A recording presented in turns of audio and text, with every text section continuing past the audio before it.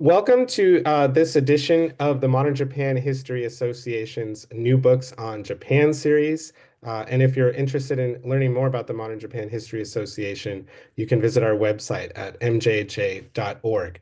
Today, we're extremely delighted to have as our presenter Professor Thomas Conlan, who is Professor of East Asian Studies and History at Princeton University, where he researches the political, social, and intellectual transformations of Japan from the 11th through the 16th centuries. Having graduated from the University of Michigan and receiving his PhD from Stanford University, Professor Conlan's first published work was In Little Need of Divine Intervention, Scrolls of the Mongol Invasions of Japan, which introduced an important picture scroll depicting the Mongol invasions of Japan in the 13th century. His first monograph was State of War, the Violent Order of 14th Century Japan, something of a classic nowadays, based on his PhD dissertation, which revealed how warfare transformed the social, political, and intellectual matrix of 14th century Japan. He then wrote a general history of the samurai called Weapons and Fighting Techniques of the Samurai Warrior, 1200 to 1877, which was later revised and reprinted as Samurai Warrior Weapons and Fighting Techniques. He also produced a source book of original documents in translation called Samurai and the Warrior Culture of Japan, a source book 471 to 1877, which is really excellent and which I use in my own classes on samurai and pre-modern Japan. So you should all check that out. His second monograph, From Sovereign to Symbol, An Age of Ritual Determinism in 14th Century Japan, analyzed the nature of political thought in medieval Japan.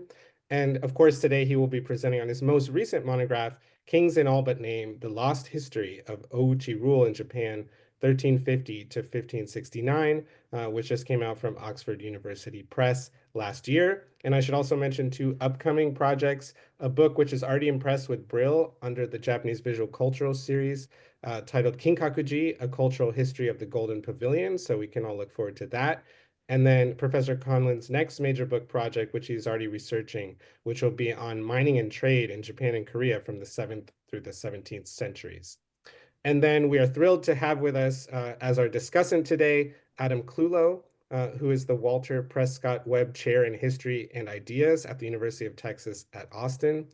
He is the author of The Company and the Shogun, The Dutch Encounter with Tokugawa Japan, which came out from Columbia Press in 2014 and which won multiple awards, including the Jerry Bentley Prize in World History from the American Historical Association, and also Amboina 1623, Conspiracy and Fear on the Edge of Empire, also from Columbia University Press in 2019, which was a runner-up for the 2020 Robert W. Hamilton Book Award.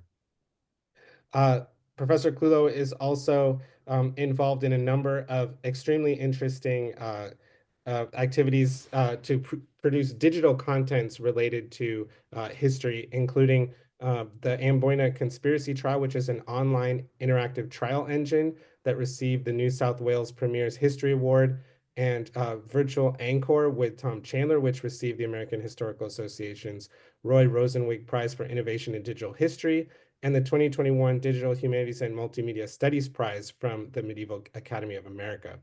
Alongside a new book project that he's working on right now on the trade in deerskins between Southeast Asia and Japan in the 17th century, he is also developing a series of educational video games about Japanese history and literature under the title Japan Lab, which is a project he's running at the University of Texas at Austin.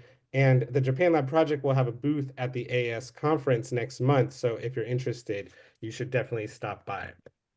Okay, without any further ado, I will turn it over to Professor Thomas Conlan to hear more about his book, Kings in All But Name.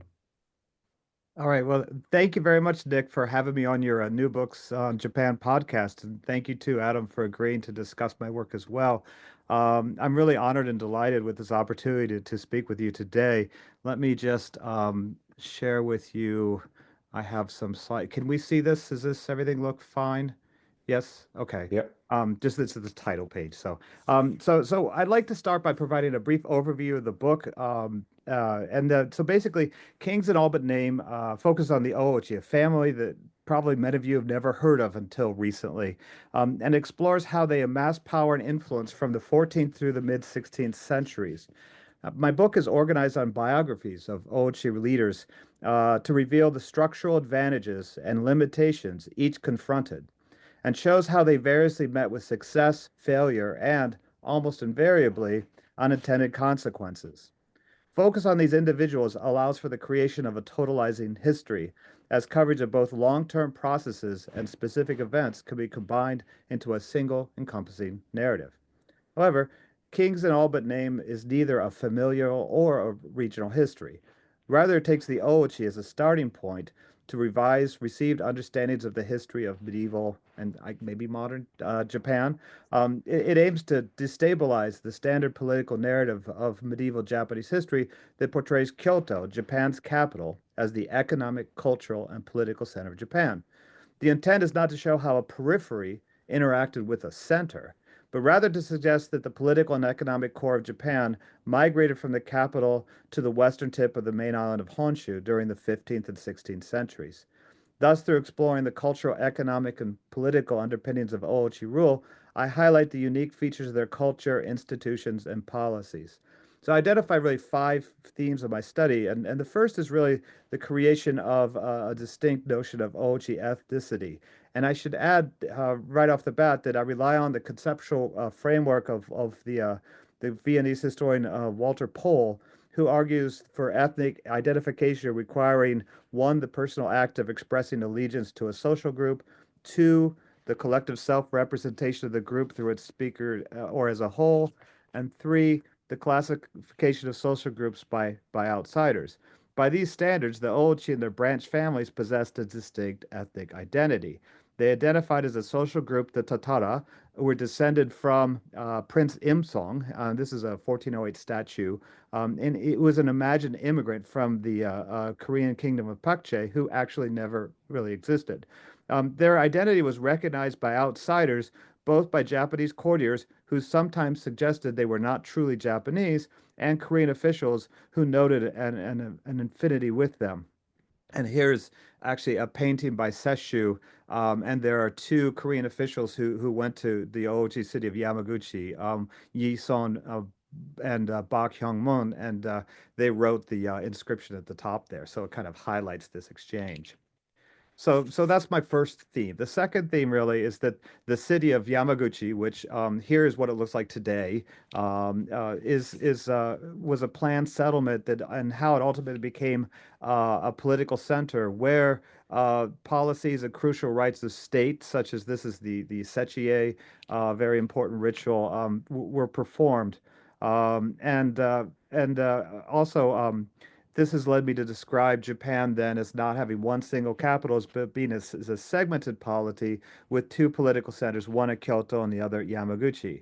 And thus, my study also challenges the accepted narrative of Japan from 1467 to 1568 as being an era of warring states, and rather I suggest that Japan remained relatively stable and a functioning polity.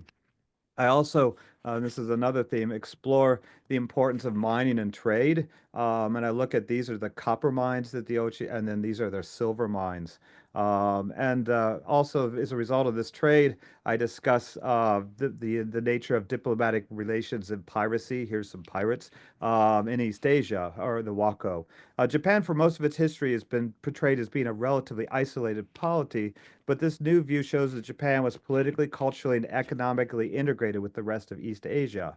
Finally, Kings in All But Name provides insights into late medieval Japanese religion, focusing on star worship, and also the Ōuchi practice of adopting state shrines for their own ends. And I could just give you one example right here.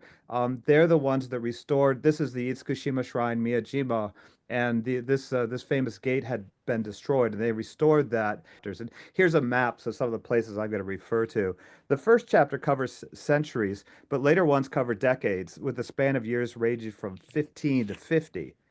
Chapter 1 provides an overview of the Tatara, a family who immigrated to Japan at the very latest by the 7th century, and recounts conflicts among competing lineages through the mid 14th century. Chapter 2 explores the rise of Ōuchi Hiroyo, who overshadowed his competing relatives. He conquered the province of Nagato, which is on the sort of the very western bit of Honshu, and also he gained control of the Straits of Shimonoseki, which I depict here, which were really a strategic choke point.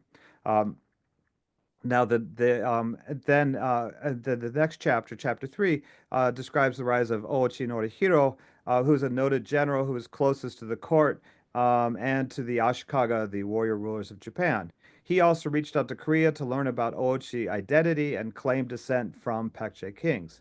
His successor, Moriakira, oversaw trade with Korea as well as innovations in mining and appropriated what had been national shrines such as Usa Hachiman. The short rule of three brothers brought turmoil, but also increasing trade and institutionalization of Ōuchi rule, and that's the fifth chapter. Another Ōuchi named Norihiro amassed great wealth and ultimately attempted to create his own warrior government in the West. That's chapter six. And a result of his ambitions, a decade war broke out between his son and the forces of the Ashikaga, which is the so-called Onin War. This son, Masahiro, fought in the capital for over a decade, but he abandoned his father's dreams of establishing an independent warrior regime, but made Yamaguchi, I'd say, a de facto one of the capital of Japan. Masahiro's son, this is Yoshioki, you can see him here, sheltered an Ashikaga shogun, ousted in a coup, and advanced to Kyoto in the early 16th century and ruled there for a decade. By the time he departed in 1518, he had transferred Japan's most sacred shrines of Ise to Yamaguchi and also seized the King of Japan seals from the Ashikaga, which allowed him to monopolize Chinese trade. The role of Yoshitaka in chapter nine, the rule of Yoshitaka is the focus of chapter nine, and he oversaw a trading empire and experienced the zenith of Ōuchi power.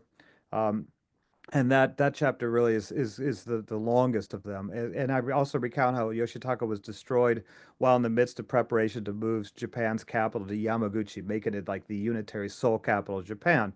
A political event which has been utterly obscured, but I think is one of the greatest discoveries of my research. Then there follows chapter 10, the 6 years of his successor Yoshinaga, who oversaw the destruction of Yamaguchi. And then there's an epilogue, which is a 10-day rebellion by an Ōuchi Yoshiteru in 1569, and that constitutes sort of the end of this tale. And so really the final chapters show that the 1550s, particularly 1551, was a year of rupture, and it was the beginning of the end for the Ōuchi organization. And that's really where I feel that one can demarcate the beginning of truly a warring states period in Japan. So that's really sort of the overview of what I have. And what I wanted to do is maybe show you just a couple slides. So this is actually one of my first visit to Yamaguchi in 1995, when I was still a graduate student, and I saw this. This is it's now called the Nurikoji Pagoda, which was built before the 1440s or before 1443. And I was just amazed with this, and I thought this is something far greater than I had ever imagined, and that's why I resolved to start study the Ōuchi. Here you could see another view of the pagoda, and recently, as of last year, the cypress bark roofing it's being rethatched, and I had the opportunity to go to the very top, and there I am, and that's the finial at the very top of the pagoda. So if it weren't for that pagoda, I probably would not have started on this topic. There's the main hall of this temple. So it used to be actually known as Koshakuji.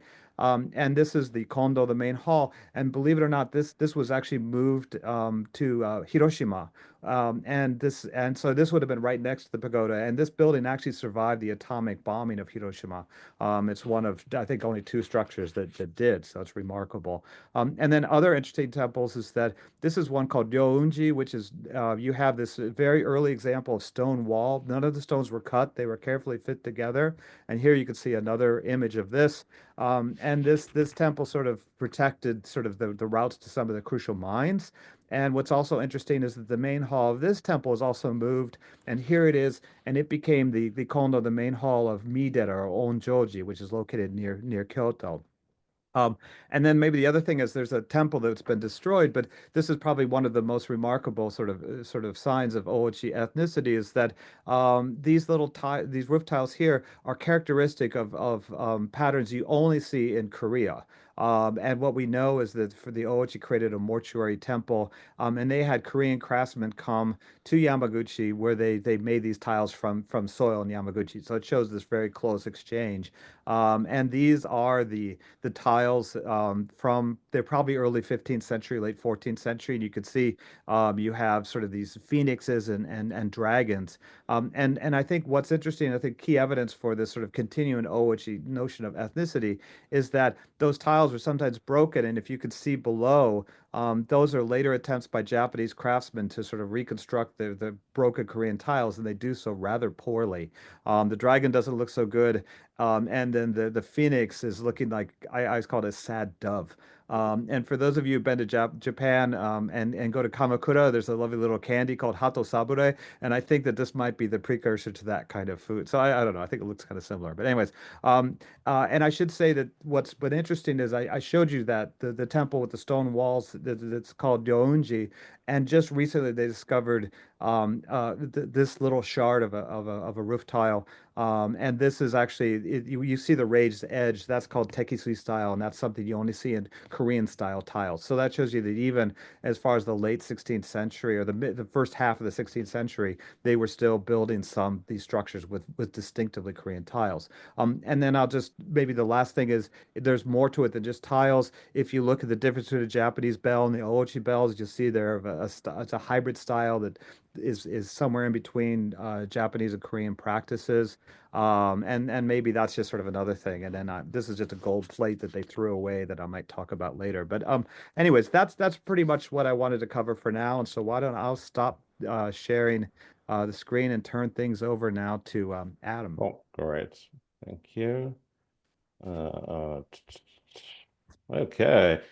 Thank you so much, Nick, for inviting me to say some words about this fantastic book, and thanks everyone for joining on a late Thursday evening. I'm supposed to be grading, so I'm delighted not to be grading and actually talking about a fantastic book instead. So the first point I should make is that I don't feel at all qualified to assess this study. I'm not a historian of medieval Japan. My scholarly expertise really starts with the arrival of the first Dutch expedition in Japan in 1600, which is, of course, 5 decades after the collapse of Ōuchi rule. But as I'm going to make clear in my remarks, Professor Conlan's book has some very far-reaching implications. It doesn't focus on the second half of the 16th century, but it aims to explain the world into which first the Portuguese and later the Dutch and the English moved. So let me say immediately that I'm a big fan of the book. It's exciting, it's ambitious, presents a new vision of the Warring States period. That's my overall interpretation, but I'm very keen to start the discussion and to draw on all the expertise, and I think we're close to 40 people now, so to draw on all the expertise assembled in this virtual space. So let me just provide a brief overview of what the book does, and that's going to build, slightly overlap with what Professor Conlan did, and what I took away as its 4 key interventions. There's a lot of interventions here. So I'm going to talk about 4 interventions, and then I'm going to shift to 4 broad questions that I hope will provide a starting point for discussion. So Professor Conlan did a great job, but it's basically impossible to summarize this book because it provides an encyclopedic account of the gradual rise and then the very sudden and dramatic fall of the Ōuchi family, which dominated Western Japan while maintaining connections across East Asia. So this is not Professor Conlan's table. This is not a comprehensive table. This is my rough table that I drew up while I was reading the book. It's a very dense study, and so I drew this up to help me organize things. And you can see the book covers a whole series of political, religious, and economic events over some 200 years as we trace a series of leaders, some stunningly successful, some with a mixed record, and some unfortunates. And Yoshinaga, right at the end, is a true unfortunate who witnessed the total collapse of the family's influence. Now, there's some really interesting and complex stories here, but on the whole, Professor Conlan traces a stunning expansion of the family's power that resulted in what he calls the Age of Yamaguchi, 1477 to 1551. So it's a meticulous study based around a vast amount of research and organized in a chronological structure around 4 successive leaders. But for my part, at least, I took away 4 significant interventions. Now, many of you might have read the book already, but I just wanted to spend a bit of time summarizing them. We've heard some of them already. And I'm really thinking about a class that I'm teaching next semester. I'm teaching my standard Japanese history survey class next semester. It has the rather non-creative title of The Age of the Samurai. And now I'm thinking about how to incorporate the book and these contributions, these interventions into a revised syllabus. So intervention one, as Professor Conlan has already talked about, a new periodization built around the age of Yamaguchi. Now, you can periodize the Sengoku period in all sorts of ways. When I talk about it in class, I always talk about 1467 to 1568, so 101 years, and then we have the rise of Oda Nobunaga, of course. So Professor Conlan cuts that short by around 85 years, and instead of a failed state, he argues for a segmented polity governed by these two complementary cities, trading city of Yamaguchi, which is the economic core, and then, of course, Kyoto, the old capital. Now, the Ōuchi are undeniably the key actors, but the court is extremely important, and the book aims to rehabilitate the role of a court long thought to have been passive and powerless in this period. And just thinking to my syllabus for this Japanese history survey class next semester, it really reminds me of Carl Friday's fantastic book that I always use when I talk about the Heian period, Hired Swords, The Rise of Private Warrior Power in Early Japan. And this book, very, very different period, but really argues for court activism, really aims to move away from the notion of the court as passive and powerless. So a very different period, but it reminded me of what Professor Conlan is arguing as he seeks to rehabilitate the court. Second, we have this notion of a multi-ethnic Japan, which exists in this period.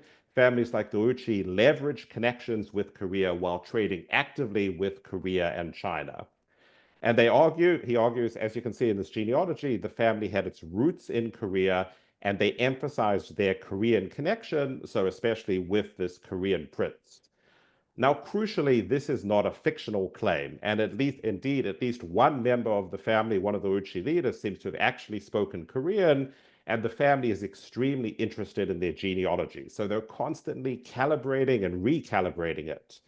Now, Professor Conlan makes clear Japanese scholars have long recognized this point, and Ito Koji is a key scholar here, but scholarship in English has generally assumed that this claim, this Korean connection claim, was self-serving and essentially fictional. And when I think about what I read about the Ōuchi in grad school some decades ago now, that's pretty much how I understood the Ōuchi family. And in fact, he argues that both Japan and Korea tolerated multiple ethnicities, and this Korean connection was real and extremely useful. Third intervention, Professor Conlan argues for the importance of trade, mining, and sea power in Japanese history. That's one of the subheadings. And this is really a maritime study in all sorts of ways because the family dominated seaborne commerce. And they prospered in international trade because they had something to sell, namely copper and silver, and they promoted new techniques for mining, smelting copper and silver, oversaw a dramatic expansion in the export of these metals to Korea and China. Now, this is a version of Japanese history that emphasizes trade over agriculture. And the book describes in very rich detail the large ships, the very large ships that plied the waters of Japan into East Asia carrying rich cargoes. Now, this is not a central point, but I couldn't resist mentioning this. Professor Conlan describes a hybrid maritime world in which there is the tantalizing possibility, he suggests, of Chinese shipbuilders moving to Japan after the Zheng He voyages. So those massive Ming expeditions, early 15th century, he's connecting them. You can see here, why did these dramatically larger craft appear in Japan at this time is a mystery, but perhaps continental shipwrights based most likely in Fujian made their way to Japan. And this is a really tantalizing possibility of a hybrid maritime world. So the Ōuchi are a maritime power, and when they collapse, it changes many things. It allows the rise of the Wako, these Sino-Japanese pirates who raided the coast relentlessly in the 16th century. Now, if you look at the Wako, they have a huge surge of raids in the 1550s, and Professor Conlan argues that this is the direct result of the fall of Yamaguchi as a maritime regional power. So the Ōuchi fall, Yamaguchi collapses essentially, and the Wako move in. They're the beneficiaries, the first beneficiaries, and the second beneficiaries are the Portuguese. And the image on the right is, of course, the massive Macau-Nagasaki vessel that brings silk to Japan, trades it for silver. Professor Conlan argues the huge beneficiaries of the collapse of the family were the Portuguese, who were able to take over the trade in silver. That's third intervention. Fourth intervention. So this concerns the Tokugawa shogun. Now, this semester, I'm teaching a whole class on the FX adaptation of James Clavell's novel Shogun. I actually just finished teaching it today. It's a great class. I'm teaching it as a seminar, but if I was teaching it as a lecture class, I think I would get really significant numbers. Now, I'm not expecting the same boom in Japanese studies that we saw after the publication of Clavell's initial novel in 1975 or the 1980 miniseries, but this show has triggered, and many of you will know this show has triggered a significant surge of interest in 17th century Japan. Now, in the 70s and the 80s, when the novel came out, when we saw the 1980 miniseries, that interest was rarely in John Blackthorne and William Adams, who's the historical figure that Blackthorne is modeled on. But now, very strikingly, the show has triggered an interest in Tokugawa Ieyasu, who provides the model for Toranaga Yoshi, who's played here by Hideyuki Sanada. And the series, which has been very successful, has minted many new and sometimes extremely enthusiastic fans of Tokugawa Ieyasu, and I have a number of them in my class. By contrast, Professor Conlan is sharply critical of the Tokugawa regime. They are far less open than their Ōuchi predecessors. They don't prioritize trade. They actively rewrite history to erase the role of the Ōuchi, which explains in part why the family is not especially well known. In short, the Tokugawa are more closed off, more reactionary than their predecessors, and you can see this is a much more critical reassessment. So just sticking with Shogun, it's a wonderful show in all sorts of ways. The big complaint that I have with it is the depiction of Hideyoshi's devastating invasion of Korea in 1592, or rather the failure to depict it in any significant way. So this is Nakamura, who's modeled on Hideyoshi on his deathbed, lamenting his failure to seize Korea, and this is what my class talked about when we met this morning. Now, the invasion of Korea has always been shocking for its violence, its casualties, and the mass enslaving of tens and thousands of Koreans. And this is a wonderful source that I use when I talk about the invasion of Korea. Professor Conlan shows a medieval world in which Japanese and Korean elites were talking to each other constantly, and in which the leading family of Japan boasted about its Korean connection. And all of this renders the invasion of Korea even more shocking. While the Ōuchi family boasted of its Korean connection, we know from Lucio de Souza's work, and this is another book that I really admire, that elite families across Japan, including the Tokugawa family, in fact had enslaved or formerly enslaved Korean people working for them. So this book does many things, but it made me rethink Hideyoshi's invasion of Korea, and it made it even more shocking when you think about these close relations in the 16th century. So it's a big book, it's exciting, it's ambitious, and I just want to kick off the conversation and draw on all the expertise. And I say we hit 40 people, so that's great, but draw on all the expertise in this room. So I'd like to kick off the conversation by asking Professor Conlan to respond very briefly, or whatever length he wants, to 4 points. So the first is the obvious one. So this is an elite history of samurai men. So what do we gain from studying top-down elite history? And of course, the companion to that question, what do we lose? So Ōuchi women don't appear much, neither do peasants or indeed commoners of any kind. And instead, the book takes us through generation after generation of powerful warriors. And I wonder if Professor Conlan could just reflect on this point. What do we gain, but what might we lose from this particular approach? Second, what are the risks of considering the rise and the fall of the Ōuchi as a singular factor propelling wider developments? So I often give lectures on the wako, which are absolutely fascinating, and why we have this huge surge in the 1550s that you can see on this chart. Now, when I tell the story, I tend to focus on events in China and on Chinese maritime entrepreneurs like Wang Zhe, shown here, who was a key wako leader. And when I'm telling the story in class, the key event is really events in China. So the ban on maritime activities in China, the sea bans, this then drives figures like Wang Zhe to then set up a base in Japan, and then they attack the Chinese coast. Now, I'm completely persuaded by this book that the Ōuchi are extremely important, but I worry that the book presents the rise and fall of the family as a singular factor that seems at times to swamp other developments. And I wonder if Professor Conlan could just reflect on this question. Third, maybe a slightly unfair question, a very speculative question. Professor Conlan gives us a very different vision of this period and its most influential family. It's more open, it's more integrated with East Asia, it's more engaged with the court, and it's more dependent on trade. And it made me wonder, and the book ends with the shocking collapse of this family in the 1550s, made me wonder, what if the family had survived past the 1550s? How would a trade-based, court-focused, more East Asia-engaged Japan differ from the Tokugawa's relatively isolationist? We're not talking about Sakoku or a closed country, but still relatively isolationist, land-based shogunal system. So maybe that's an impossible question to answer, but the whole time I was reading the book, particularly as we get to the collapse, I was wondering about these alternative paths of Japanese history.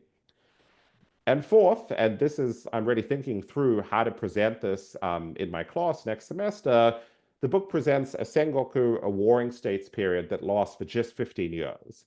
And I wonder if Professor Conlan could just reflect a little bit more on the implications of this new periodization. And when I was reading the book, I was wondering, well, how much of Japan does this apply to?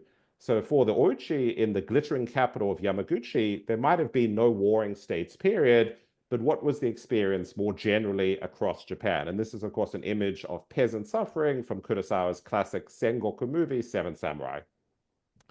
And of course, I've been talking a lot about Tokugawa Ieyasu in my class, talking a lot about the three unifiers.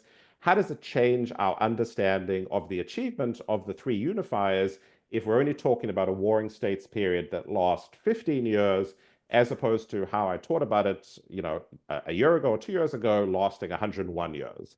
And I just wonder if Professor Conlan could just tease out some of the implications of this very significant intervention, the shrinking Sengoku period, as I call it. So hopefully that will help get the discussion started, but I just want to congratulate Professor Conlan on a fantastic book.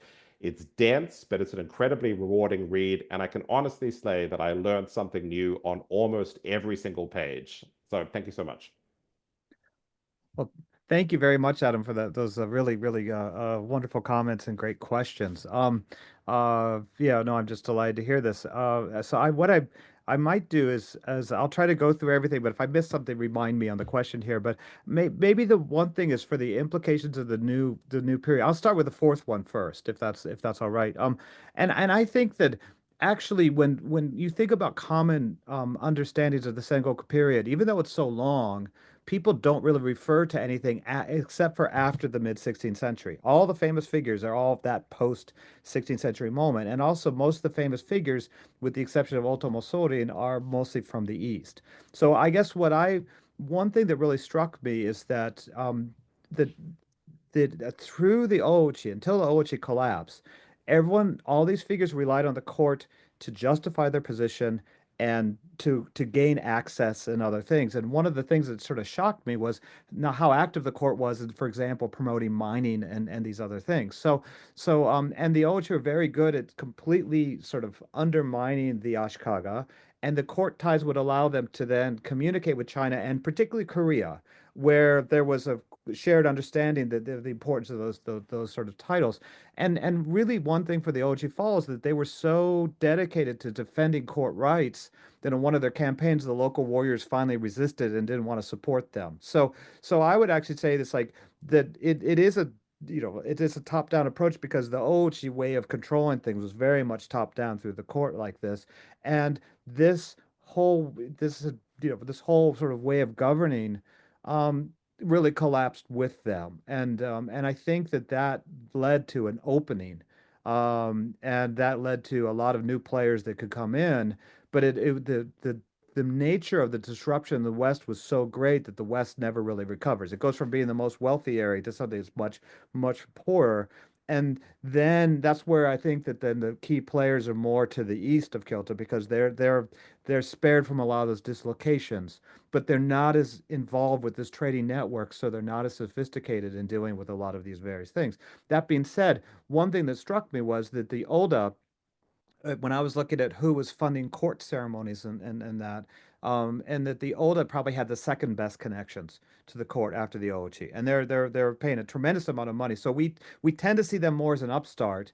And then from what I know, with the Ōuchi collapse, the next logical place would the one to sort of take over would be that. And Nobunaga would have been 18 when that collapse happened. And so I think that's the other thing to think about is that a lot of these people have experienced then the end of an order, and that's where then everything is sort of up in the air, and that's where everyone now is sort of fighting over various rights. And with the collapse of the court, then and the court, the nature of the 1551 coup is you actually had a close to one of the major factions of the court was wiped out. Almost, I'd say close to a third of the courtiers were killed, and they had not been killed before. This includes the from the Kampaku on downward. And so after that, the court acts very differently, and it's much more like our stereotype of we will legitimate anyone like that. So there's a tremendous difference in the court. There's a tremendous difference in knowledge of Asia and experience. And I just feel that that turmoil is a better way to think of, we do think of the Sengoku as being sort of having a large degree of turmoil. And I just feel it's much more sudden, even for places where the Oda were. There are certain areas that were totally out of control much earlier. And so one could do a regional study of central Japan. Actually, that's one of the worst areas or where they have more problems. But I think if you look at the larger picture, even like this idea when the Imagawa are trying to march to the capital, they're trying to gain control of the Ise shrines like what the Ōuchi did. So I feel that a lot of these major groups are trying to just take over that, and that sort of explains what's going on there.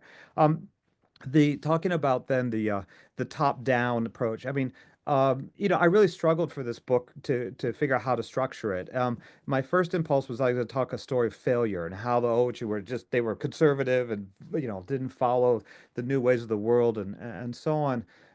And I realized they're far greater than I could ever imagine. And that's where I just my thinking gradually shifted, and I felt that by looking at that by doing a very rigorous chronological approach, focusing on different leaders, I could encompass political, cultural, economic affairs in ways that thematically I couldn't. And it'd be too confusing to be going back and forth that way. And also, it's a time in Japan when the the policies and whims of a powerful ruler would actually affect a lot of economic decisions and other things like that. So that's really I realized that at this time they had a disproportionate influence on a lot of things. Why these wars happened, not this was not something that came from below. So if you want to look at just sort of providing a new way of understanding things overall, I felt that this was the approach that's needed. But I allude to at the end of the book actually, and I think I said something along the lines of,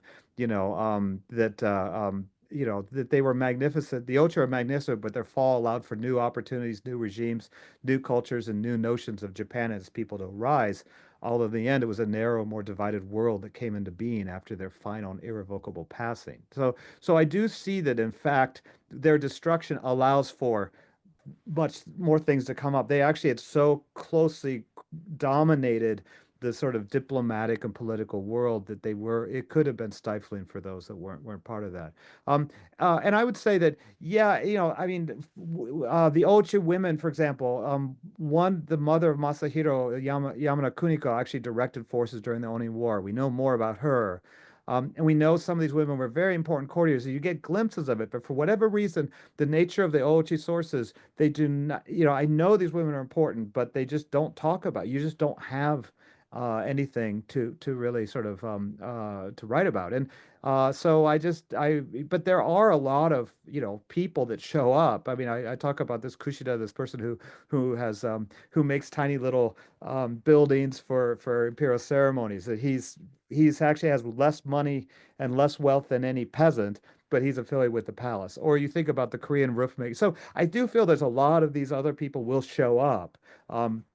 And that's good. I mean, if you wanted to look at a study from below, I think certain topics you could do, but you couldn't do something that would be an intervention like this. And I'm never a fan of, for example, just trying to imagine like what the commoners would have experienced or something, because I feel that we tend to have an assumption that they are isolated and rural, and really the thing that shocked me most about this study is the degree at which connections were made. And that even, for example, the Korean court and the Ōuchi are really close. They made these water clocks, which are the size of a car. They only made three of them, and the Ōuchi got one. So there's the degree of connection. I actually believe one of the Korean coups where this King Jungjong came into power was linked to his predecessor's policy of not importing Ōuchi copper. And it's like or even Jung Ho, the whole ship thing. You know what I mean? It's like all this, there's this sort of this larger world that I just never imagined. And so hopefully based on this, people can maybe find other things to look at for the more, from below study. It just one can't do everything on things. As far as the risks for just looking at the Ōuchi, well, yeah, I mean, there's a danger, if anything, if if you think of the Ōuchi as a hammer, then everything becomes a nail. And so there is a danger of me to be overemphasizing it. But I guess what struck me is just from northern Japan to Tsushima, I would see these connections. And so what I would say is the Ōuchi connections and dominance in trade is most intense with Korea. There's no question about that. And so that's probably they have a key role in the China trade. It's much later, and they don't quite they really dominate that, I'd say, in the after the Ningbo incident. You see what I mean? So that's something that's different.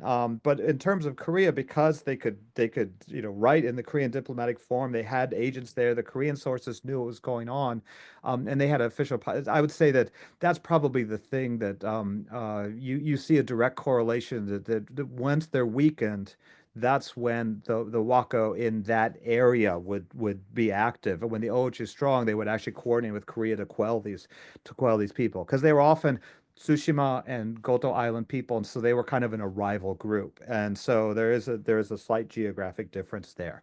But yeah, I mean, there are other players, but I guess when the Ōuchi controlled the Straits of Shimonoseki and so many other harbors, what really struck me is that actually it was an Ōuchi ocean, and things really opened up afterwards. So I still feel that they were inordinately important for that. Um, and as far as what would have happened, I've thought about this a couple times. I mean, if the court had moved, um, you would have Japan would be just unimaginably different. It'd be multi-ethnic. It'd be very close to Korea, and I think that the West is so closely tied to Asia that and also the degree of trade. You don't have this notion of trying to control trade to certain ports that to only export certain things. They wanted to maximize value, and so I just think yeah, you'd have the whole center of Japan would be way off in the West. It would be governed through the court, which actually makes sense if you think about an Asian model like with Korea or China. It's like everything's you govern through the court like that. Japan would fit that pattern far more. And so that's I guess something that I would say would be, as far as that. The other possibility is it could have been Christian, because some of the key Ōuchi lieutenants, the Naito converted to Christianity, and I actually believe that the coup there was a Christian side to that. So that's the other thing that might have been very different. But it's hard to know. But I do think about that sometimes myself as well. In Japan, people they think, how could Yamaguchi be like a major capital? But it could have been because Tokyo at that time was just a fishing. There was no Tokyo, there was no Edo, and so yeah, those are my sort of thoughts there. I hope I've kind of answered. Yeah, no, that's fantastic. Thank you so much. Yeah.